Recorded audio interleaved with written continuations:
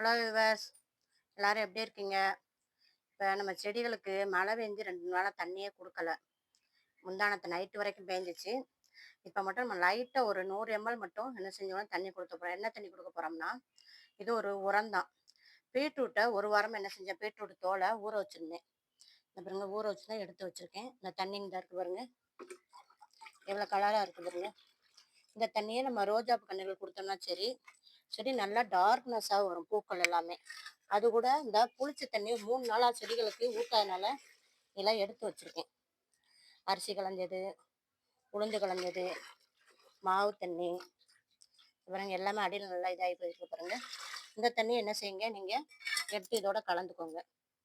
கலந்துக்கிட்டு இதை எடுத்து நல்லா செடிகளுக்கு, ஏன்னா ஏற்கனவே மழை பெஞ்சு ஈரமாக தான் இருக்குமா, அதனால் என்ன செய்யணும், நம்ம கொஞ்சம் கொஞ்சம் மட்டும் கொடுத்து விட்டா போதும். ஃபஸ்ட்டு நம்ம ரோஸ் தண்ணிகள்லேருந்து கொடுத்துட்டு வருவோம். இங்கே பாருங்க பஸ், ரோஸ் மொட்டு விட்டுருச்சு பாருங்க. இது நல்லா சிகப்பு கலரு. நம்ம இந்த தண்ணியை கொடுக்கறனால என்ன செய்யும், நல்லா டார்க்னஸாக வரும் பூக்கள் வந்து. அதனால் எந்த தோலுமே காய்கறி கழிவுகளை நம்ம என்ன செய்யக்கூடாது, வேஸ்ட்டாக தூக்கி போடவே கூடாது. மழை பெஞ்சிருக்குன்னா நம்ம 100 ml மட்டும் கொடுத்தாலே போதும் எல்லா செடிகளுக்குமே. இது கொஞ்சம் தழுக்க ஆரம்பிச்சிச்சு. முந்தானத்து உரம் போட்டோம்ல, கடுகு அரைச்சி போட்டதுக்கப்புறம் கொஞ்சம் சிறப்பாக வருது. இதில் 2 குடமிளகா நிற்குது. அந்த குடமிளகா பூவு காய் பார்க்குறக்கு ஆசையாக இருக்குது. எப்போ வரும்னு வெயிட் பண்ணிக்கிட்டு இருக்கேன். இதில் மஞ்சள் கலர் டிசம்பர் பூ வச்சுருக்கேன். இதில் வந்து துளசி கன்று, இது வெள்ளை கலர் செம்பருத்தி. இதுவுமே நல்லா பூக்கள் வந்து நல்லா சிறப்பாக வரும். இந்த பன்னீர் ரோஸுமே இந்த விட்ட நமக்கு டார்க்காக வரும். இந்த தண்ணி கொடுக்கறனால செடி நல்லா சிறப்பாக வரும். நல்ல பூக்களுமே நல்ல கலர் கொடுக்கும். அதனால் அந்த தண்ணி நீங்கள் வேஸ்ட் என்ன செய்யாதீங்க, கீழே விடாதீங்க. பீட்ரூட் தோலை கீழே போடாதீங்க. எனக்குலாம் இப்போ ஒரு வாரமாக அது ஊறுச்சு. ஏங்கிட்டேன்னா மழை பெஞ்சிக்கிட்டே இருந்துச்சா, அதனால் என்ன செய்யலை, நான் செடிகளுக்கு தண்ணி அவ்வளோ கொடுக்கல. இப்போ தான் என்ன செய்கிறேன், கொடுக்குறேன். இது சிகப்பு கலர் செம்பருத்தி.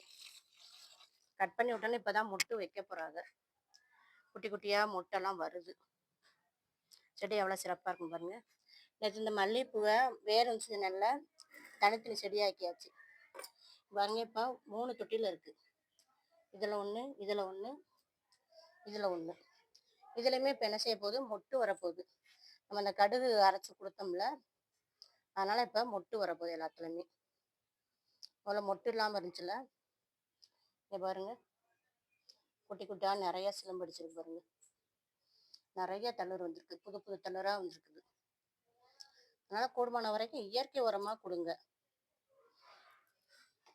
அதுபோக விவர்ஸ், நீங்கிட்டு இந்த அழகு செடி வந்து, இது வந்து கிளாடியஸ் பல்ப்பு அங்கிட்ட வச்சுருந்தேன். முன்னாடி பூ வரப்போகுது இப்போ, அதனால் முன்னாடி வச்சு அழகாக இருக்குன்னு சொல்லி முன்னாடி கொண்டாந்து வச்சுருக்கேன். இதுக்கும் வெயில் வேணும், கொஞ்சம் வெயில் வரையும் வெயில் பக்கம் தூக்கி வைக்கணும். இது ஒரு அழகு செடி. இதை இந்த ஒன்றை மட்டும் எடுத்துட்டு மிச்சத்தை எல்லாத்தையும் காலி பண்ணணும். இதை வந்து நம்ம கொரியன் உரம் தயாரிக்க இதை யூஸ் பண்ணிக்கலாம். ஏன் கேட்டிங்கனாக்கும், இது வேகமாக வளரக்கூடியதா, அதில் நாட்டு சர்க்கரையை போட்டு போட்டோம்னா சரி, செடி நல்லா சிறப்பாக வரும். இது இப்போ தான் பூக்க ஆரம்பிக்காத. வெத்தலை கொடிங்கிட்ட புதுசு இன்னொன்று வச்சேன், அதுவும் ஒரு இலை விட்டுருச்சு.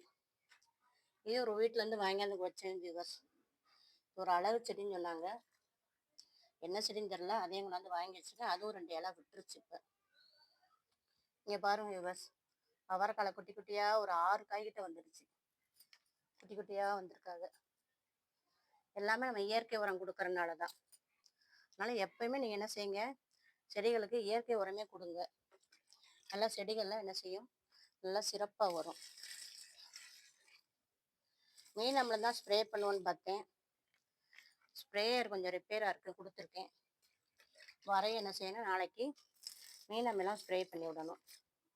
பண்ணி விட்டோம்னா சரி, செடி நல்லா சிறப்பாக வரும். மீன் நம்மளாம் நம்ம வீட்டிலே நம்ம தயார் பண்ணிக்கலாம். மீன் கழிவுகளோட நாட்டு சர்க்கரை போட்டு டப்பால மூடி வைங்க. கரெக்டாக ஒரு வாரத்தில் அது வந்து அப்படியே மக்கிரும். 1 வாரம் இல்லை 2 வாரம் ஆகும்.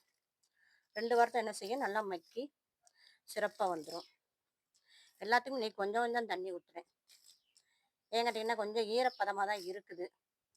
இருந்தாலும் இந்த ஓரத்தில் கொஞ்சம் வெயில் வரும். வெயில் வந்துச்சுன்னா செடியெல்லாம் காஞ்சிடக்கூடாதுல்ல, கல்வாழை ஒன்று சாஞ்சிச்சுல இன்னொரு பூ இன்னைக்கு பூத்துச்சு. நம்ம இந்த நித்திய மல்லியிலையும் பாருங்க நிறைய மொட்டு வந்து பூக்க ஆரம்பிச்சிட்டாங்க. நேற்றும் பறிக்கலை நான். எனக்கு கொஞ்சமாக 3 பூ 4 பூ இருந்தால் பறிக்க முடியல. நிறைய பூ இருந்துச்சுன்னா நம்ம எடுத்து கட்டி தலைக்கு வச்சுக்கலாம். அதனால் நேற்று நான் கொஞ்சம் பறிக்கலை. மாட்டுச்சாணம் தொழு உரம் போட்டோம்ல விவர்ஸ், அதில் வந்து பாவக்காய் கண்ணை ஃபுல்லாக எப்படி நட்டு விட்டுருக்கேன் பாருங்க. எத்தனை கன்று வந்திருக்குன்னு பாருங்க. எல்லாம் பாவக்காய் கன்று தான். வரிசை என்ன செய்யன்னு தெரியாமல் சும்மா கீழே நட்டு விட்டுருக்கேன். வந்த வரைக்கும் நமக்கு லாபம் தான். அப்படி இந்த கம்பில் ஏறி இதில் ஏறி அப்படியே போயிடுவாங்க. இது பெரிய பாவக்கான்னு நினைக்கிறேன். நம்ம காய் வந்தால் தான் தெரியும். தக்காளி செடியில் நிறைய காய் வர ஆரம்பிச்சிட்டு. இந்த கடுகு உரத்துக்கு அவ்வளோ சிறப்பாக வருது விவர்ஸ். இங்கே பாருங்க விவர்ஸ், ஆப்பிள் தக்காளி ஒரு தக்காளி வந்துருச்சு. நான் ஒரு வாரத்தில் பழுத்துருன்னு பார்த்தா அணிலார் கடிச்சிட்டு போயிட்டாரு. இந்த அவ்வளோ அந்த காய் என்ன செய்யணும், பிடிங்கி கீழே தான் போடணும். அது போக மேலே இங்கே பாருங்க குட்டி குட்டியாக காய் வந்துருச்சு பாருங்க. எல்லாமே இந்த உரம் கொடுத்ததுக்கப்புறம் நிறைய காய் விட ஆரம்பிச்சிட்டு. மிளகால, கத்திரிக்காயில், இந்த பட்டர் பீன்ஸில் கூட காய் 3 காய்க்கு மேலே கிடக்குது. இது மரத்துக்குள்ள உள்ள கூடி கிடக்கிறனால உங்கள்கிட்ட காமிக்க முடியல. நான் ஹார்வெஸ்ட் பண்ணும்போது தான் உங்கள்கிட்ட காமிக்க முடியும். எனக்கு இந்த கிடக்கு தெரியுதா பாருங்க. எல்லா செடியுமே எவ்வளோ செழிப்பாக இருக்கும். இந்த ஓரத்தில் தான் வெயில் வரும்னு சொல்லி இங்கே பாருங்க எல்லா செடியும் இந்த ஓரத்தில் கொண்டாந்து எல்லாத்தையும் செட்டில் பண்ணிட்டேன். மிளகாய் நாற்று, செவ்வந்தி 2 3 செடியை, இந்த சீனியரக்க செடி 2 எல்லாம் வாடிக்கிட்டே போகுது. வெயிலில் வச்சுருக்கேன். வெயிலில் இருந்தால் கொஞ்சம் நல்லா வரணும். இந்த மிளகாய் நாற்று, செவ்வந்தி கன்று, இந்த தக்காளி செடியும் இதுவும் மாட்டு சாண தொழுவத்தில் வந்தது தான். சும்மா தான் நட்டு விட்டேன். இதை அதுவும் இவ்வளோ சிறப்பாக வந்துக்கிட்டு இருக்குன்னு பாருங்க. இங்கிட்ட 2 3 பாவக்காய் கொடி நட்டுருக்கேன். பாவக்காய் செடி இங்கே தெரியுதாம பாருங்க. இங்கிட்ட 2 பாவக்காய் செடி, இங்கே குளுக்கையும் பாருங்க. இதில் ஒரு பாவக்காய் செடி. ஏற்கனவே இது இல்லாமல் குட்டி பாவக்காய் நம்மகிட்ட இருக்குது. அது போக அது பெரிய பாவக்கான்னு நினைக்கிறேன். தெரில, பார்ப்போம். வந்தால் பார்ப்போம் என்ன செய்து வருதுன்னு.